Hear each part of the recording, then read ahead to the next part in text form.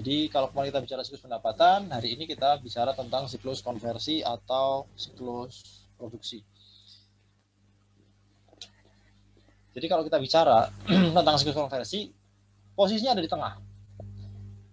Kemarin kita diawali dengan siklus pendapatan. Itu sudah jadi barang jadi, kita siapkan untuk jual. Kemudian kita bicara siklus pengeluaran, kita beli bahan baku. Kemudian hari ini kita bicara siklus konversi, yaitu proses melakukan konversi bahan baku menjadi finished good untuk dijual. Kenapa kita mulai dari siklus pendapatan? Nanti kita akan lihat. Kalau kita melihat urutannya, itu kan siklus pengeluaran itu jadi input, gitu ya, harusnya ya. Jadi input, kemudian siklus konversi itu jadi prosesnya, proses konversinya, kemudian outputnya itu di siklus pendapatan. Harusnya kan gitu. Tapi ternyata kita balik. Kemarin kita bicara siklus pendapatan di awal. Nah, sebetulnya karena di siklus pendapatan inilah nanti kemarin kita bicara ada target penjualan ya.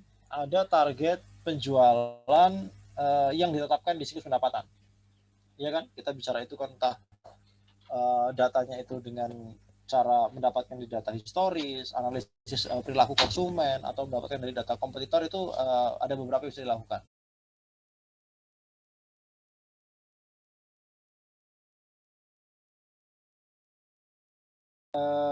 Jadi kenapa kita membahas siklus pendapatan? Karena nanti semua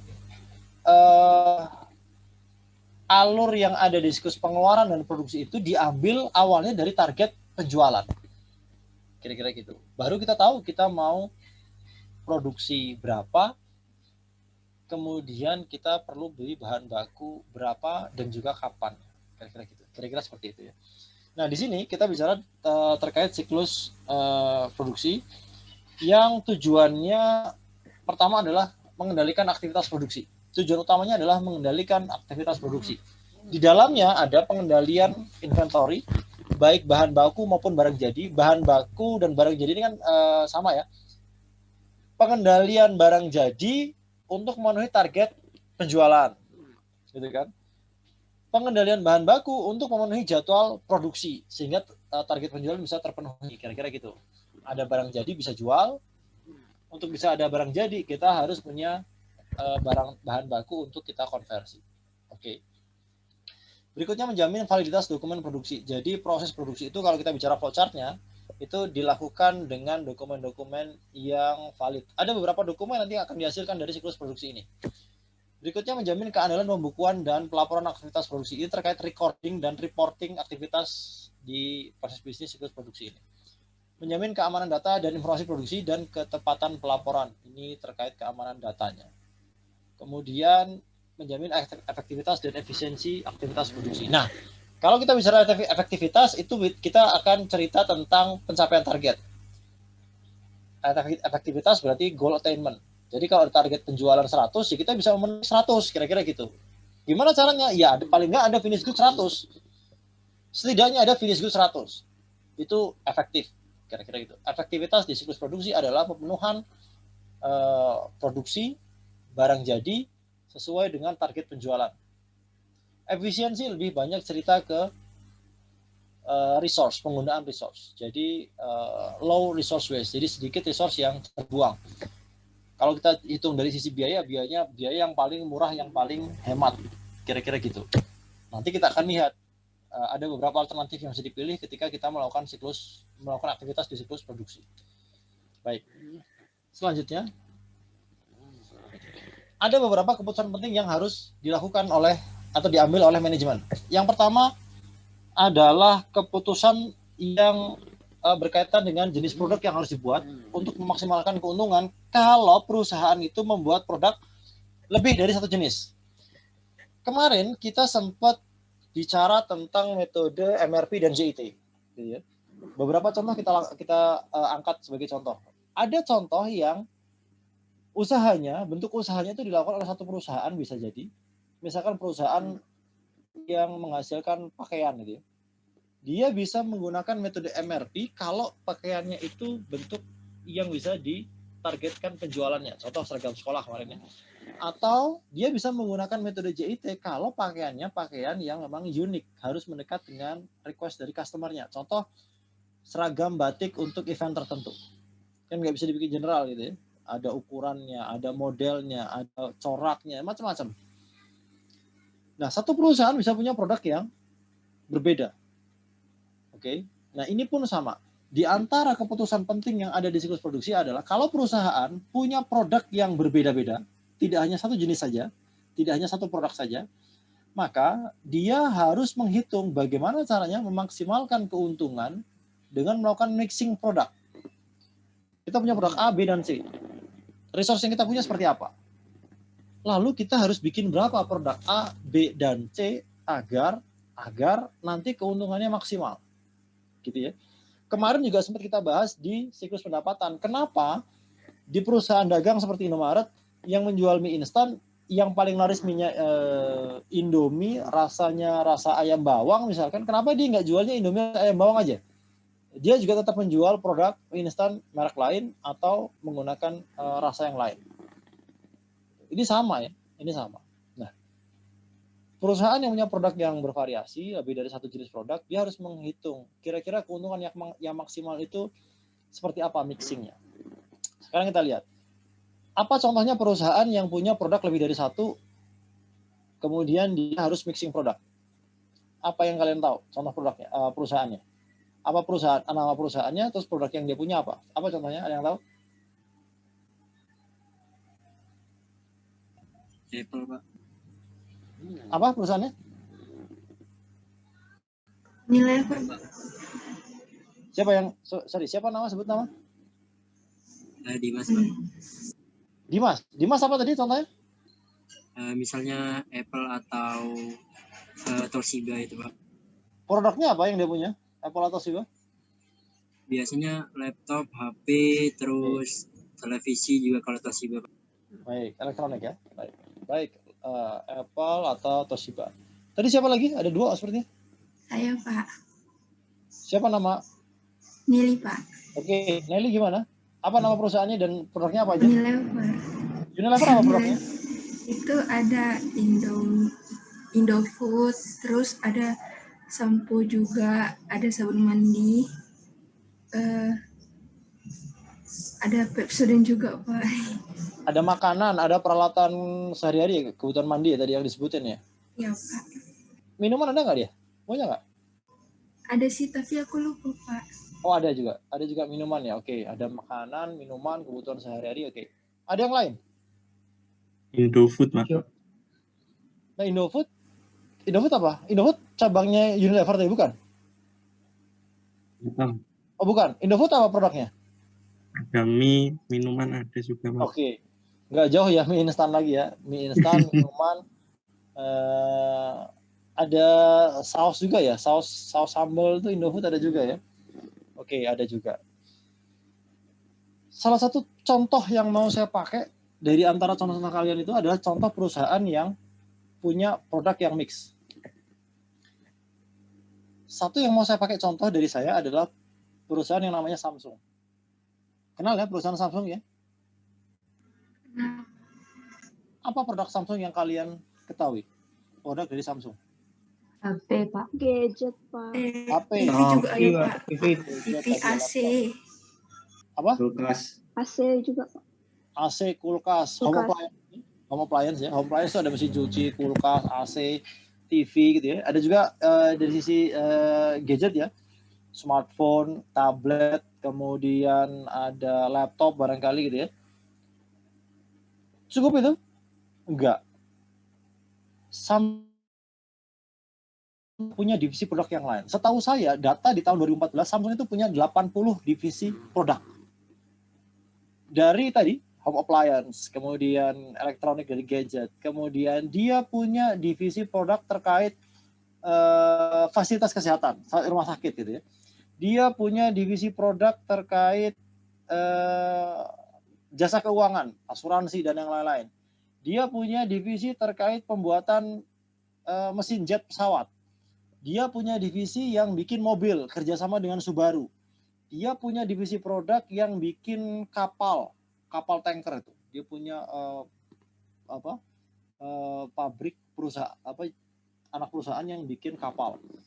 Dia punya jasa konstruksi. Tahukah kalian bangunan tertinggi di dunia saat ini? Burj Khalifa, Pak. Burj Khalifa.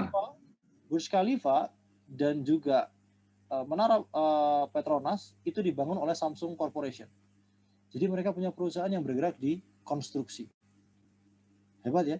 Bahkan mereka juga masuk ke produk untuk militer. Mereka bikin tank, bikin robot untuk keamanan. Mereka bikin semua itu. Ada 80 divisi produk. Segitu banyaknya. Kita nggak usah bahas semuanya. Kita coba bandingkan saja.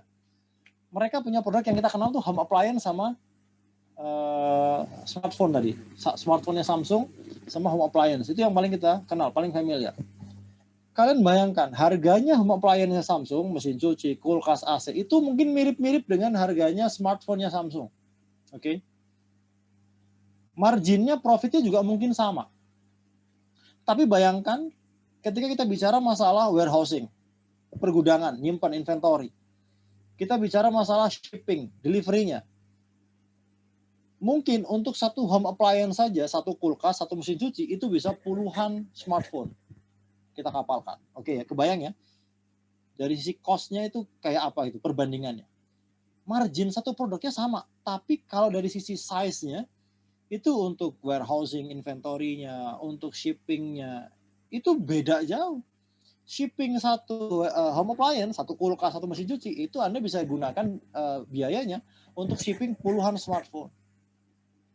Oke ya.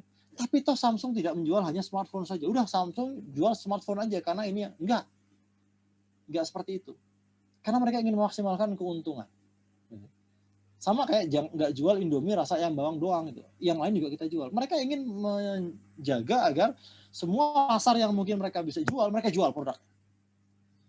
Mesin cuci ya mereka ada konsumen mesin cuci, mereka juga jual mesin cuci gitu. Cuman masalahnya adalah bagaimana mixing produknya sehingga memaksimalkan keuntungan. Itu kira-kira pertanyaannya. Itulah contoh sebuah keputusan yang harus diambil oleh manajemen terkait dengan mixing produk. Sebentar. Kita udah masuk waktu asar. Kita break dulu ya. Kita break dulu untuk sholat asar dan kita lanjutkan setelah break asar. Kita break dulu ya. Baik, Pak. Cerita produk mixing. Kemudian yang berikutnya adalah penentuan harga jual. Karena semua biaya tadi akan mempengaruhi harga, kemudian resource allocation. Nah, resource allocation and planning ini, alokasi sumber daya itu contohnya gini. Di proses produksi itu, kita melihat ada beberapa opsi yang mungkin bisa dilakukan. Contoh, kalau kita mau menjual sebuah produk, contoh kalau tadi produknya smartphone itu ya, smartphone. Kita ambil contoh dari perusahaan yang tadi disebut, ada Apple sama Samsung. Smartphone-nya Apple dan Samsung itu ada komponen dia yang sama. Ada komponen yang sama. Di antara yang saya tahu adalah layarnya sama. Layar AMOLED-nya itu sama. Punya layar AMOLED yang sama. Layar AMOLED-nya Samsung itu juga digunakan oleh iPhone. Nah, layar ini diproduksi oleh Samsung. Jadi Samsung ketika dia menggunakan layar untuk smartphone-nya, dia produksi sendiri. Sementara Apple itu lebih memilih untuk membeli layar AMOLED dari Samsung. Jadi dia tidak memproduksi sendiri layarnya. Karena buat dia mungkin layar bukan hal yang harus sesuai dengan kriteria tertentu yang spesifik punya iPhone gitu. Tapi bisa menggunakan layar lain kan nggak ada masalah. Nah, ini adalah contoh keputusan yang harus diambil. Apakah kita akan mengalokasikan resource kita untuk meng-create komponen-komponen itu sendiri, membuat produk itu sendiri, atau ada yang kemudian kita beli dari perusahaan lain. Ini contohnya. Ini akan menghitung tingkat keuntungan dan yang lain-lain. Oke. Termasuk diantaranya misalkan dari desain dan yang lain-lain gitu ya. Nanti kita akan lihat ya. Intinya adalah bagaimana kita menggunakan sumber daya kita untuk bisa menghasilkan produk yang akan dijual. Itu akan mempengaruhi biaya, keuntungan, dan keputusannya pada akhirnya adalah kepada resource allocation. Bagaimana kita mengalokasikan sumber daya kita. Contohnya tadi, kalau ada komponen yang harus disediakan, apakah kita akan membeli saja atau kita akan create sendiri. Kita bikin divisi untuk melakukan pembuatan komponen tadi. Berikutnya perencanaan dan pengawasan biaya produksi dan evaluasi kinerja. Oke, ini kalau terkait biaya sudah ya. Nanti kita lihat biaya itu, karena tadi tujuan utamanya adalah menghasilkan barang. Sebentar. Tujuannya adalah mengendalikan persediaan dan kita ingin mendapatkan biaya yang efisien dari sisi proses aktivitas produksinya. Jadi kita ingin biayanya itu tercapai target produksinya, tapi biayanya itu efisien. Jadi semua itu harus dilakukan dengan biaya yang efisien. Nah, di sini ada yang terkait biaya produksi, ada juga terkait evaluasi kinerja. Nah, kenapa ada biaya produksi, ada evaluasi kinerja? Karena di siklus produksi ini kita menggunakan mengeluarkan banyak biaya dan juga ditambah kita mempekerjakan labor manusia. Maka salah satu aspek efisiensi yang harus kita perhitungkan adalah kinerja dari tenaga kerja yang ada di perusahaan kita. Kira-kira gitu ya. Nanti kita akan lihat evaluasi kinerjanya itu seperti apa. Apakah kinerja dari pegawai-pegawai kita itu sudah sesuai dengan yang diharapkan atau justru kita bermasalah karena kita membayar gaji mereka tapi ternyata ada masalah di kinerja. Ini faktor orangnya ya. Kalau yang di sini adalah faktor orang. Karena kita banyak menggunakan orang di sini kalau kita menggunakan metode manual. Ini adalah diagram konteks untuk siklus produksi. Sama seperti yang sudah-sudah. Konteksnya adalah siklus produksi. Sementara kita lihat di sini ada beberapa yang sebetulnya punya level yang sama dengan siklus produksi, sama-sama subsistem gitu. Contohnya misalkan siklus pengeluaran dan siklus pendapatan, tetapi di sini mereka didudukan sebagai entitas karena konteksnya ada di produksi. Gitu. Sebetulnya sama sih, sama-sama proses, sama-sama sistem, tapi karena di sini konteksnya adalah produksi, maka yang lain itu didudukan sebagai entitas yang menjadi tujuan atau sumber arus data. Nah, membacanya sama seperti yang sudah kita coba breakdown di sebelumnya. Kita lihat apa yang harus dihasilkan atau output dari proses ini apa. Kemudian dari masing-masing proses itu butuh input apa. Nah, kemudian kita bisa lihat outputnya ini lari kemana, inputnya ini diperoleh dari mana. Kemudian bisa kita gambarkan diagram ini secara utuh. Kira-kira sudah pernah kita coba simulasikan. Nah, kemudian ada beberapa hal yang terkait aktivitas di siklus produksi. Sebentar, saya izin sebentar.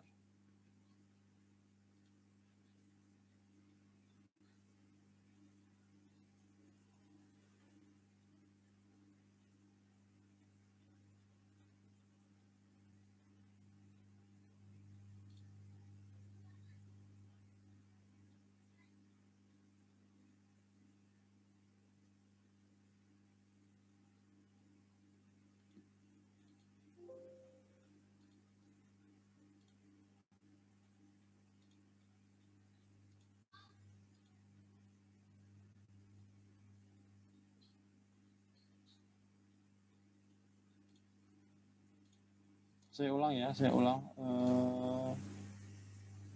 screen-nya.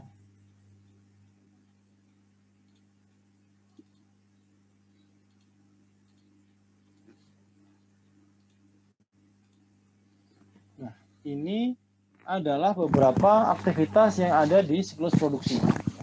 Pertama, di siklus produksi ini ada aktivitas terkait merancang produk. Kalau di siklus pendapatan itu dia ruang lingkupnya menerima pesanan sampai menjual itu, kemudian menerima pembayaran. Kalau di siklus pengeluaran kemarin itu kita beli menerima order untuk membeli bahan baku, kemudian kita melakukan pembelian bahan baku, kita menerima dan menyimpan, lalu kita melakukan verifikasi atas tagihan dari supplier. Yang berikutnya kita melakukan pembayaran. Maka di siklus produksi ini, aktivitas dasar yang menyusun itu pertama merancang produk. Produk yang harus dibuat untuk memenuhi siklus pendapatan. Jadi kita bikin barang jadi dengan menggunakan bahan baku yang kita beli dari siklus pengeluaran. Jadi kita merancang produknya seperti apa lalu kita buat. Kita konversi bahan bakunya menjadi barang jadi. Kemudian melakukan perencanaan dan penganggaran. Bikin jadwalnya, bikin anggaran biayanya. Kemudian ada proses produksinya itu sendiri, proses produksi itu sendiri yang menggunakan raw materials, labor, dan menggunakan biaya yang terkait overhead perusahaan. Lalu di sini ada terkait akuntansi biaya, yaitu recording dan reporting biaya-biaya yang muncul akibat aktivitas di siklus produksi. Nah, dari sini kalau disimpulkan ya bisa jadi 4 ya, sama ya. Ada 4 aktivitas dasar yang menyusun di siklus produksi ini, sama seperti dua siklus yang sebelumnya. Ada 4 aktivitas dasar yang menyusun siklus produksi. Yang pertama tadi perencanaan produk, kemudian bikin rencana dan penjadwalan terkait waktu dan biayanya, lalu pelaksanaan produksinya, konversinya, operasi produksinya, konversi bahan baku jadi barang jadinya, lalu recording dan reporting di sisi akuntansi biayanya, biaya-biaya yang ada di siklus produksi. Ini adalah diagram level 0 untuk siklus produksi. Kalau kita breakdown siklus produksi menjadi 4 aktivitas dasar tadi. Ada product design, kemudian perencanaan dan penjadwalan, kemudian ada operasi produksinya, dan juga dari sisi cost accounting-nya. Ya, ini breakdown-nya dari aktivitas dasar yang ada di atas tadi. Nanti bisa dibaca lagi, cara bacanya sudah pernah kita pelajari. Nah, kalau kita lihat di proses konversi ini adalah proses yang ada di tengah. Jadi kemarin kita bicara ketika kita bicara siklus pengeluaran, kita cerita tentang pembelian bahan baku. Ini jadi inputnya. Ini jadi input. Ketika kita bicara siklus pendapatan, itu kita jual finished good. Ini kan output dari prosesnya ya. Nah, prosesnya adalah proses konversi di sini. Yang di sini kita mengolah bahan baku untuk menjadi barang jadi dengan menggunakan tadi bantuan dari labor, sehingga kita mengeluarkan biaya upah direct labor. Kemudian ada juga biaya yang terkait overhead perusahaan. Nah, kira-kira gitu ya. Ini adalah gambaran dari proses konversi di siklus produksi. Dengan melihat ini, maka kalau kita coba mengumpulkan data yang terkait siklus produksi, maka ada beberapa data yang harus kita capture. Yang pertama, data terkait penggunaan bahan baku. Kemudian terkait penggunaan labor, tenaga kerja. Ada juga penggunaan peralatan, mesin dan peralatan. Kalau kita mengkombinasikan, kan ada yang manual ya, ada yang manual, ada yang combine manual dengan menggunakan mesin, ada yang dominan mesinnya. Gitu, kira-kira gitu. Kemudian ada yang terkait overhead cost. Yang lain-lain yang di luar raw materials dan labor. Ini adalah data-data yang dikumpulkan di siklus produksi atau konversi. Kita masuk ke aktivitas dasar yang pertama. Aktivitas dasar yang pertama adalah perancangan produk. Tadi ada 4 ya, product design, kemudian planning and scheduling, perencanaan dan penjadwalan, kemudian operasi produksi, dan yang terakhir adalah dari sisi akuntansi biayanya. Nah, yang pertama masuk ke perancangan produk. Tujuan dari aktivitas perancangan produk ini adalah untuk merancang sebuah produk yang memenuhi permintaan pelanggan. Kita kemarin sudah bahas. Ketika kita bicara metode MRP dan JIT, kemarin kita lihat kalau yang satu itu sebetulnya dua-duanya sama ya, dua-duanya sama mencoba melihat apa yang diinginkan atau diperlukan oleh market pasar. Cuman pendekatannya berbeda. Kalau yang MRP itu pendekatannya banyak internalnya, riset and development dari internal perusahaan. Jadi dia bikin riset. Ini kira-kira yang akan laku atau banyak permintaan dari pasar tuh produk yang seperti apa sih? Jadi banyak faktor internalnya ya, riset internalnya. Sama sih mendekat ke customer juga. Cuman banyak faktor internalnya, riset internal. Tapi kalau yang JIT itu banyak eksternalnya. Betul-betul request dari customernya. dua-duanya sih sama. Nah, maka tujuan dari perancangan produk itu sebetulnya sama, merancang sebuah produk yang bisa memenuhi kebutuhan atau permintaan pelanggan dalam hal kualitas, ketahanannya, dan fungsi yang secara bersamaan memenuhi 3 hal ini, tapi juga meminimalkan biaya produksi. Jadi cari yang paling efisien. Kalau kualitas itu terkait dengan materialnya. Jadi materialnya bagus, prosesnya juga bagus, ada standarnya. Kemudian jadi dari sisi produknya desainnya bagus, materialnya bagus gitu ya. Kemudian juga daya tahannya. Dia punya masa manfaat yang lama. Jadi kalau kita cerita daya tahan, durability itu punya masa manfaat yang lama. Lalu berikutnya adalah fungsi. Fungsi itu adalah jadi jangan cuman kualitas materialnya bagus, daya tahannya lama, tapi fungsinya ada yang sering bermasalah. Contoh kalau kita beli laptop gitu ya, boleh sih laptop mahal gitu, materialnya bagus, daya tahannya lama, kita bisa pakai dari zaman dulu, tapi ternyata fungsinya ada yang masalah. Ini sejak saya beli, ini ternyata wifi-nya nggak mau connect Pak. Itu. Nah itu masalah. Jadi dari sisi fungsi ada masalah. Atau OS-nya bermasalah itu juga sama. Jadi 3 hal ini ya kira-kira, dari sisi kualitas, dari sisi ketahanan, dan juga dari sisi fungsinya, itu yang ingin dicapai dari produk yang kita desain. Tapi secara simultan bersamaan juga kita ingin produk itu dihasilkan dengan biaya yang minimal. Nah, itu adalah tujuan dari aktivitas dasar yang pertama, perancangan produk. Produk yang kita rancang itu mendekati ke kebutuhan customer dengan memperhatikan beberapa hal tadi. Nah, di aktivitas ini, aktivitas perancangan produk ini, ada beberapa dokumen yang dihasilkan dari aktivitas perancangan produk ini. Yang pertama adalah Bill of Materials, yang kedua adalah Operation List. Bill of Materials itu ceritanya adalah isi dari bahan baku yang diperlukan. Jadi kalau tadi merancang produk itu dilakukan oleh, kalau bahasa kita, engineer-nya gitu lah. Jadi kalau kita ada pegawai, karyawan, tenaga kerja gitu ya, itu kan ada tenaga kerja yang ahlinya, ada tenaga kerja yang kasarnya, kira-kira gitu. Kalau tenaga kerja yang ahlinya itu ya insinyurnya lah, engineer-nya. Dia kerjaannya itu bikin desain. Kalau kita bicara misalnya industri pesawat gitu ya, industri pesawat tuh dia kerjanya bikin desain pesawatnya. Dia menghitung bebannya, dia bikin bentuk desain untuk yang aerodinamisnya, dia belajar aerodinamis. Kemudian dia belajar tentang material gitu. Jadi dia mendesain produknya. Ilmunya tuh di ilmu desainnya. Nah, ada tenaga kerja yang lain yang bagian nempel-nempelin partnya, ngelasnya, masang skrupnya, itu kan sama tenaga kerjanya juga. Nah, di perancangan produk ini itu ada tenaga kerja ahlinya yang bikin desainnya. Nah, dia punya kemampuan untuk tadi mendesain apa sih yang diperlukan oleh market. Kita pakai contoh yang lain, misalkan contoh kalau ada desainer sepatu nih. Kira-kira sepatu yang dibutuhkan di market sekarang tuh kayak apa nih? Sepatu yang seperti apa? Contohnya. Kemudian sepatu yang seperti ini butuh bahan bakunya apa aja? Ini loh, saya bikin desainnya. Harusnya ada gambar desainnya gitu, desainnya, ada blueprintnya. Ini desain sepatunya seperti ini. Nah, untuk bikin yang seperti ini, itu ada bahan baku yang diperlukan.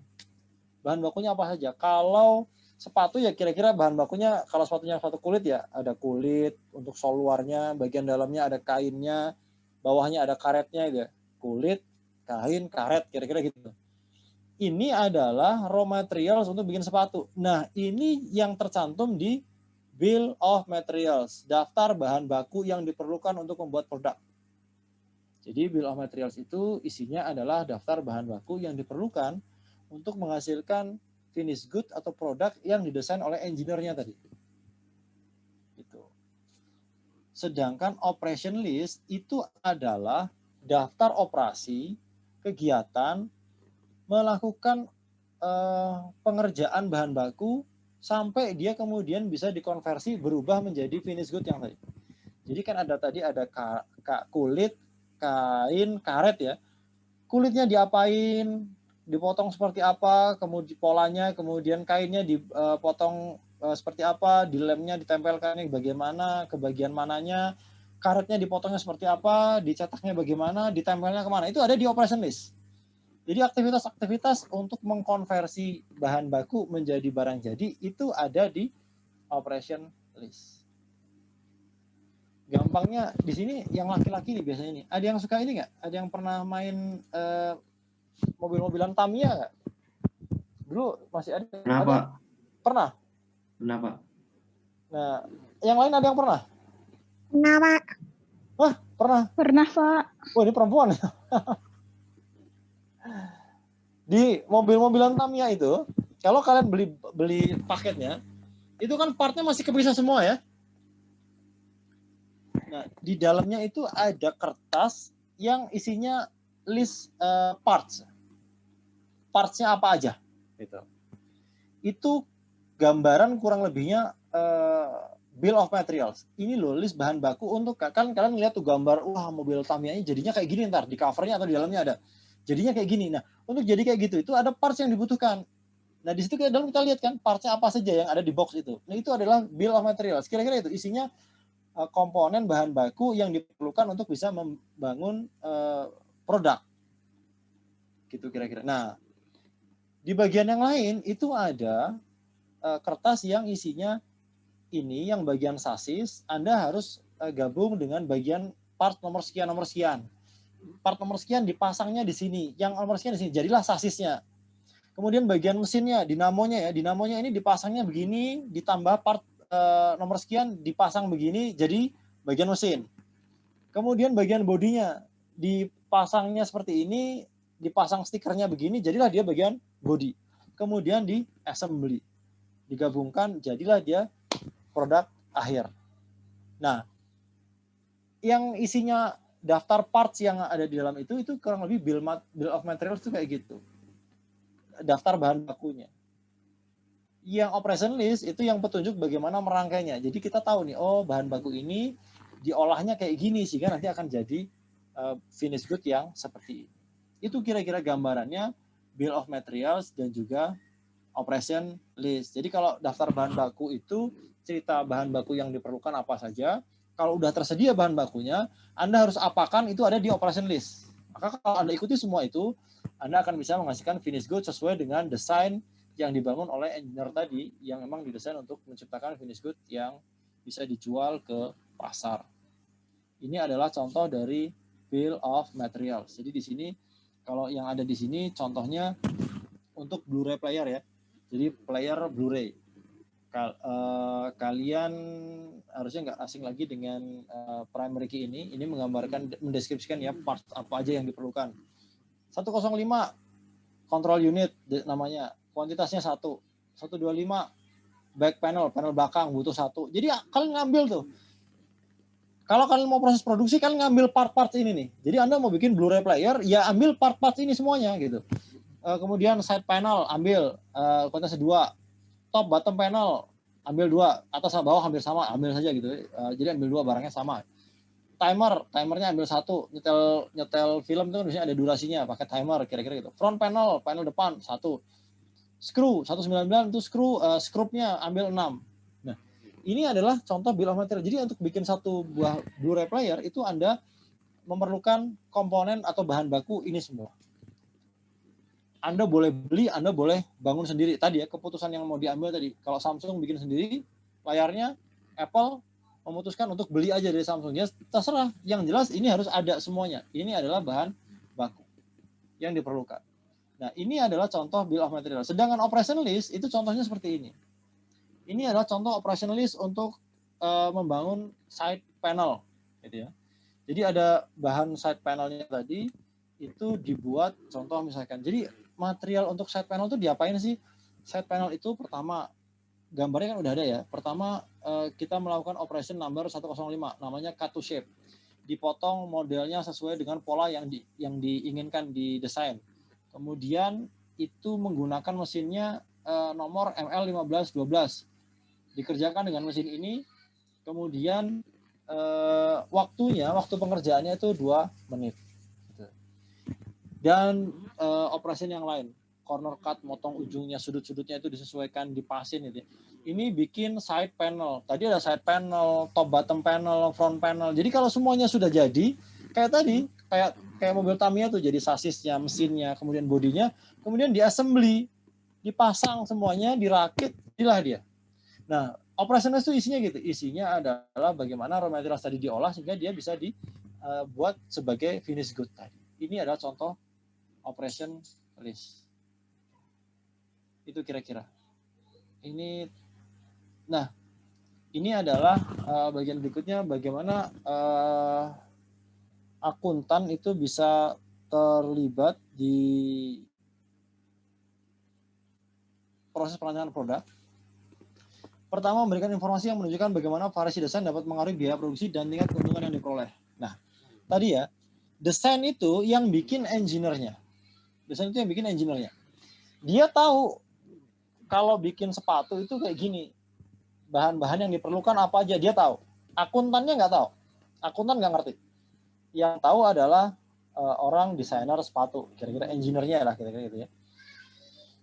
Cuman, seandainya material untuk bikin sepatu itu ada beberapa. Contoh dari sisi karetnya. Karetnya ada yang grade A, grade B, grade C. Maka peran akuntan adalah untuk mencoba mengkomunikasikan dengan desainnya, engineer-nya tadi ya. Ini raw materials yang dipakai yang mana? Ada grade A, grade B, grade C, dan harganya beda-beda. Pakai grade A bisa nggak? Bisa. Pasti, karena itu yang paling bagus. Cuma harganya mahal. Pakai grade B bisa nggak? Bisa juga. Pakai grade C? Nggak bisa. Kalau pakai grade C, dia akan mudah, misalkan ya, ini karet yang grade C itu kalau dipanaskan dalam suhu tertentu, dia akan berubah bentuknya. Maka dia nggak akan presisi lagi. Itu yang tahu siapa? Engineer-nya. Oke, berarti grade C nggak kita pakai. Ya, hasil komunikasi antara akuntan dan engineer, yang grade C nggak kita pakai. Sekarang grade A sama grade B nih, kita tahu yang grade A lebih mahal, grade B lebih murah. Bisa dipakai dua-duanya? Bisa. Kalau kita pakai yang grade A dibandingkan dengan grade B, ada fungsi tambahan nggak yang atau value added yang bisa diperoleh? Sehingga harganya itu bisa kita naikkan. Contoh. Kalau ada, akan dihitung. Berapa tambahan cost-nya, berapa tambahan profit-nya, bagaimana potensi penjualannya dengan harga segitu. Itu akuntan akan main tuh di situ. Kalau nggak ada, ya nggak ada sih. Gitu. Kalau pakai yang grade A, bahannya lebih bagus, tapi sama aja. Daya tahannya hampir sama. Kalau dipakai buat sepatu sih nggak ada masalah itu. Karena kan cuma ketemu sama tanah doang, sama aspal. Nggak terlalu bermasalah berjalan. Kecuali dipakai untuk yang lain yang suhunya tinggi. Kalau buat sepatu ini, grade A sama grade B bahannya sama aja gitu. Kalau gitu, akuntannya harusnya bilang, kalau gitu kita pakai grade B saja. Karena harganya karet grade A itu lebih mahal, sementara tidak ada value added yang bisa ditambahkan dan bisa meningkatkan harganya. Jadi kalau gitu, sama aja kita pakai grade A sama grade B. Udah pakai yang B aja, sehingga kita lebih efisien dari sisi ongkos produksi, dari sisi biaya produksi. Raw materialsnya dapat lebih murah kan. Nah, kalau engineer, dia nggak terlalu peduli dengan harga dan yang lain. Yang jadi kewajiban dan concern dia adalah produknya bisa jadi dengan kualitas yang bagus. Akuntan harusnya bisa masuk untuk selain memenuhi kualitas yang bagus tadi, dari sisi kualitas, daya tahan, fungsi, akuntan bisa masuk bagaimana menghasilkan itu semua dengan biaya yang minimal, biaya yang paling efisien. Itu peran akuntan harusnya ada di sana. Kira-kira gitu ya. Mudah-mudahan terbayang. Berikutnya, memastikan bahwa si yang dirancang dapat memberikan informasi mengenai biaya yang terkait dan berbagai alternatif desain produk. Jadi terlibat dalam perancangan sistemnya. Sistemnya itu harus bisa menghasilkan informasi seperti apa, lalu datanya diambil dari mana, sehingga setiap alternatif yang dilakukan itu bisa memunculkan informasi yang sesuai. Contoh tadi, menggambarkan bahan baku yang alternatif yang bisa digunakan, termasuk harganya, termasuk misalkan biaya-biaya untuk mengadakan itu, kira-kira gitu ya, biaya-biaya lain yang terkait. Kemudian memberikan data yang dapat digunakan untuk mendesain produk yang lebih baik. Jadi cerita tentang misalkan alternatif-alternatif yang ada itu, data-data terkait bahan bakunya, kemudian harganya, kemudian bagaimana dia bisa diperoleh, itu kan ada biayanya semua, biaya distribusi dan lain-lain. Itu bisa membuat keputusannya itu sangat berguna. Kira-kira gini, kalau ada dua material yang mungkin dipilih, yang grade A sama grade B tadi. Kalau grade A sama grade B itu harganya beda, oke, tadi ada penjelasannya ya. Kalau nggak ada value added-nya pakai yang B saja. Tapi ternyata ada data grade A sama grade B yang harganya itu sama. Harganya sama, karena memang satu bahan itu harganya dia lebih mahal karena dia mungkin ngambil dari tempat yang jalur distribusinya juga udah panjang gitu ya. Atau ada hal lain. Dari sisi misalkan material ini kalau dibuat dalam kualitas tertentu kita bisa dapat harga lebih murah atau yang lain. Sehingga desainnya itu bisa lebih baik, kualitas barangnya lebih baik, tapi biayanya tetap lebih murah. Jadi ceritanya nggak jauh-jauh dari tadi. Kualitas, ketahanan, fungsi, dan juga biaya. Itu yang penting adalah datanya, sistemnya, kemudian informasi terkait material-material yang digunakan itu bisa muncul semuanya dalam sistem sehingga bisa digunakan dalam pengambilan keputusan. Yang berikutnya adalah menjalankan fungsi kontrol pengendalian dari sisi anggaran produksi untuk memastikan efektivitas dan efisiensi. Kembali lagi ya, jadi akuntan itu mainannya di anggaran untuk melihat dari sisi cost-nya. Lalu ada efektivitas, bagaimana target untuk produksinya itu tercapai, tapi biayanya itu murah, kira-kira gitu. Jadi mainnya di sini, tapi tetap jangan sampai tidak tercapai efektivitasnya, target produksinya, tapi juga efisien. Tercapai target produksinya dengan biaya yang minimal. Itu adalah peran di mana akuntan bisa terlibat. Ini adalah aktivitas dasar yang kedua, yaitu perencanaan dan penjadwalan. Nah, tapi nantilah ya, nanti aja deh. Sementara sampai situ dulu sambil saya istirahat. Ada yang mau diskusi nggak? Materinya sampai di situ dulu deh. Ada yang mau ditanyakan nggak atau mau diskusi nggak? Sampai materi ini, karena materinya masih panjang. Izin Pak. Kalau dilihat dari slide-nya itu masih slide 16 dari 41 slide, masih panjang. Biarin aja dulu. Silakan, siapa tadi? Pipin Pak. Ya, Pipin gimana? Silakan. Kait peran akuntan tadi Pak. Itu bukannya sama aja kayak peran manajer nggak sih Pak? Samanya gimana? Kayak biasanya kan. Manajer beda ya, akuntan dan manajer itu beda ya? Iya Pak. Kalau manajer itu dia adalah pengambil keputusan. Manajer itu pengambil keputusan. Jadi beda. Kalau akuntan tuh dia bukan pengambil keputusan. Dia memberikan data-data terkait transaksi keuangan, atau kita sebut akuntansinya, laporan akuntansinya, laporan keuangannya. Ya terkait biaya lah. Kalau belum sampai di laporan keuangannya ya terkait biaya-biayanya, komponen biaya, alternatif perhitungannya dan yang lain-lain. Gimana Pipin? Jadi kalau akuntan tadi kayak ngasih ini loh datanya gini-gini gitu ya Pak. Nanti keputusannya tetap di manajer gitu ya Pak? Ya ceritanya gini sama aja kan. Tadi saya kasih contoh misalnya nih sepatu kan kalau manajer biasanya ada manajer produksi gitu ya. Biasanya ada manajer produksi. Jadi ceritanya peran akuntan itu dia dikombin sama desainernya, engineer-nya. Kalau engineer-nya itu bikin produknya, itu kan kalau engineer maunya yang bagus. Tahu ya, engineer tuh biasanya cari bahan yang bagus semua. Ya udah bagus semua. Perusahaan bisa dapat cost-nya tinggi banget kalau caranya seperti itu. Akuntan masuknya bukan dari sisi desain produknya, tapi dia memberikan alternatif tadi. Kalau menggunakan yang grade A gimana? Bisa. Grade C gimana? Grade B bisa nggak? Bisa. Nggak yang grade C nggak bisa. Berarti sama-sama sepakat nih, akuntan sama engineer. Grade C kita drop. Nggak akan mungkin kita pakai karena nggak bisa. Begitu nanti diolah malah jadinya gagal produksi, malah kita nggak bisa jual, jadi loss buat kita. Nah itu tinggal yang A sama B. Akuntan bilang, kalau pakai grade A sama grade B gimana bedanya produknya? Ya nggak ada, cuma material lebih bagus aja. Ada value added-nya nggak? Dicari-cari nggak ada. Kalau nggak ada, berarti kita nggak bisa meningkatkan harga jual dari produk ini. Kalau nggak bisa meningkatkan nilai jualnya, ngapain kita pakai grade A? Harganya akan lebih mahal itu nanti. Kita akan kena tanggungan dari sisi biaya produksinya. HPP-nya akan naik, kira-kira gitu. Nah, akuntan tuh yang memberi saran di situ sebelum nanti kemudian diputuskan, ya sudah.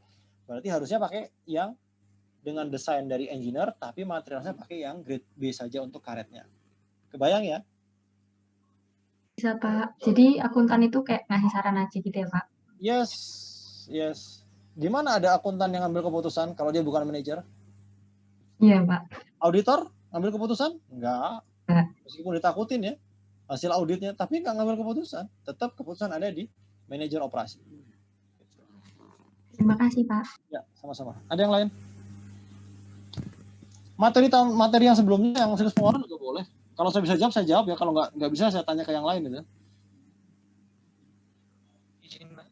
Ya, silakan, Rudi. Terkait dengan ini, Pak, 4 aktivitas dasar dalam siklus produksi ini yang tadi perancangan produk, perencanaan penjadwalan operasi produksi, akuntansi biaya.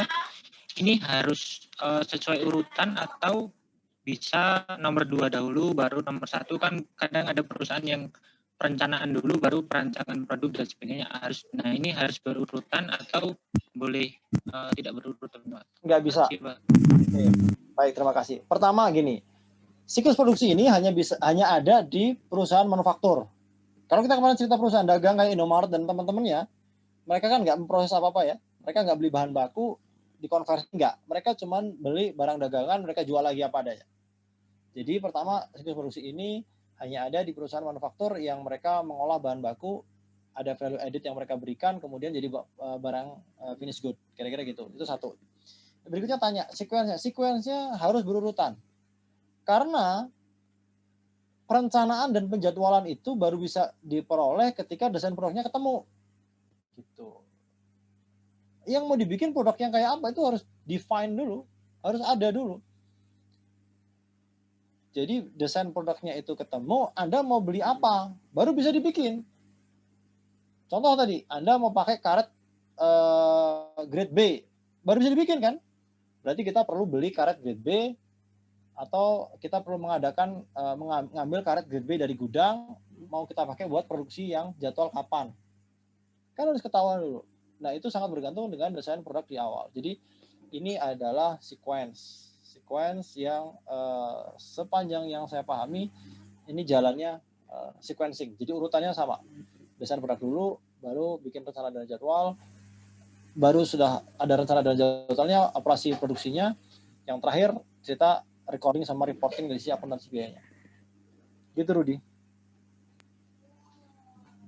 Jadi aktivitas 4 tadi hanya untuk perusahaan manufaktur, terus harus berurutan karena tadi perencanaan tadi tidak bisa dilakukan kalau produknya belum dirancang gitu ya Pak.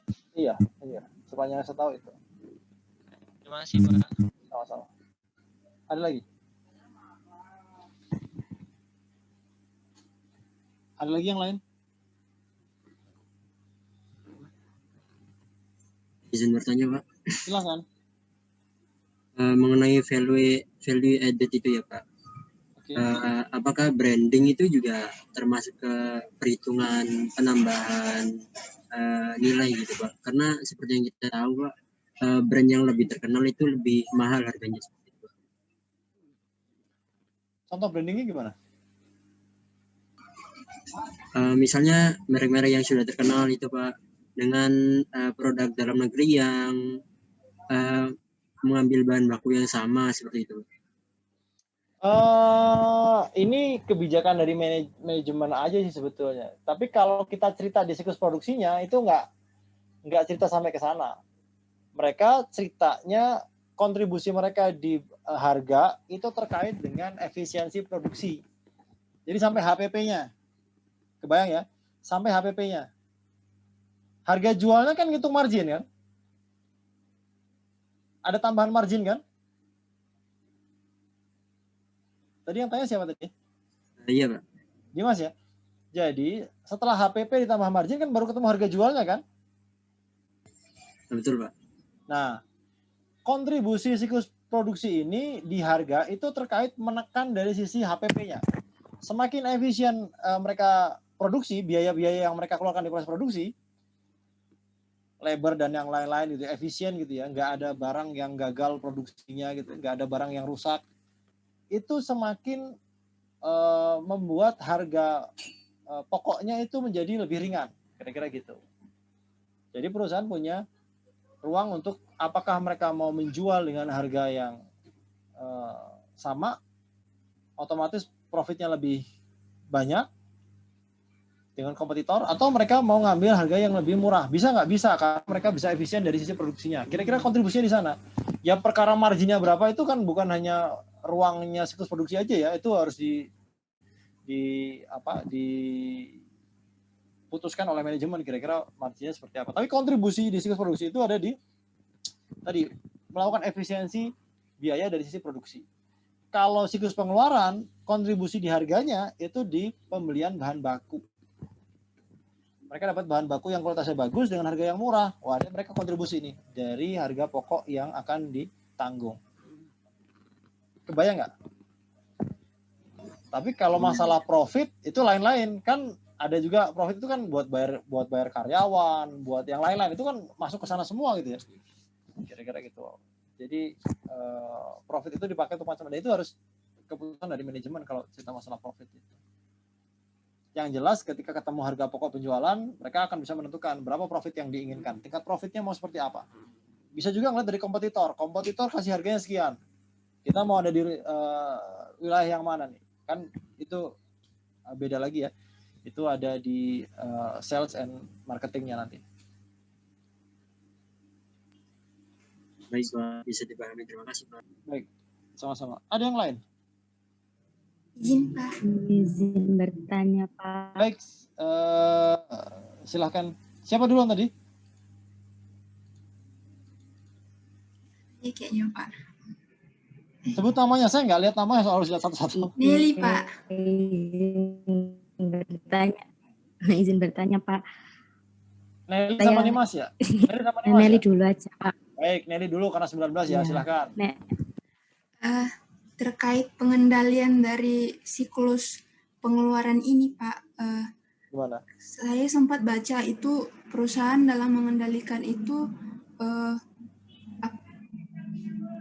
kan salah satunya mereka memakai teknologi. Jadi teknologi ini diibaratkan lebih efisien dan efektif gitu kan, Pak. Tapi ada juga kondisi-kondisi eksternal yang misalnya teknologi ini harus menyesuaikan frekuensi yang stabil gitu kan, Pak, agar pengendalian untuk mencegah hal-hal yang tidak diinginkan itu bisa lebih efektif lagi. Tapi menurut Bapak untuk kejadian-kejadian eksternal yang tidak diinginkan ini kayak seperti apa gitu, Pak, perlakuannya? Terima kasih, Pak.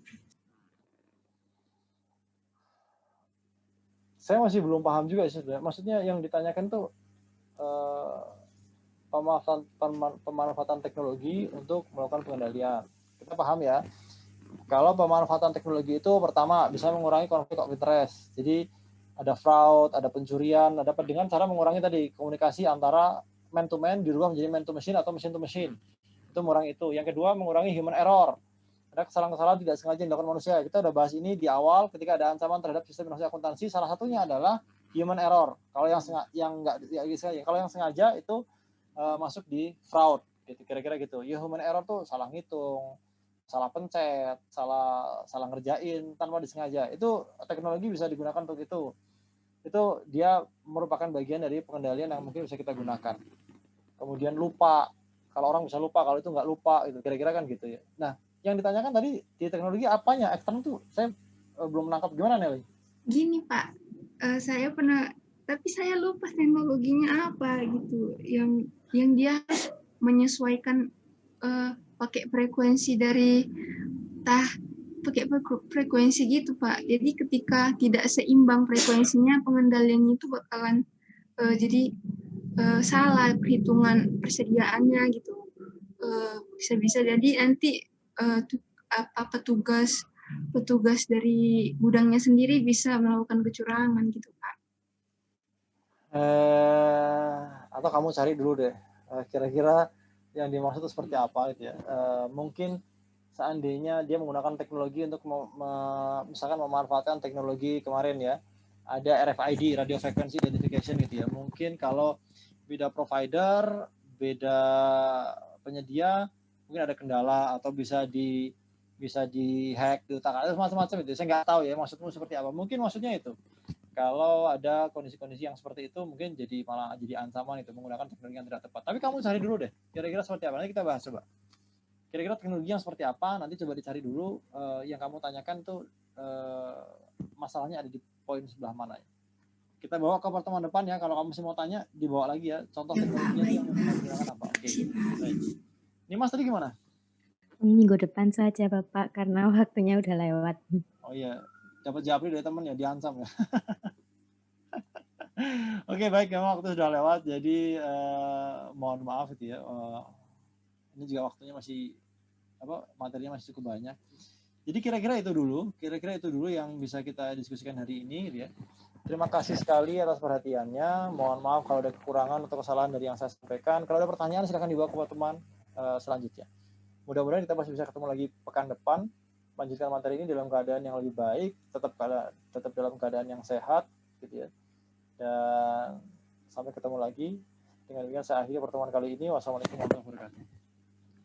Waalaikumsalam warahmatullahi wabarakatuh. Terima kasih banyak Pak. Terima kasih Sehat banyak. selalu Bapak.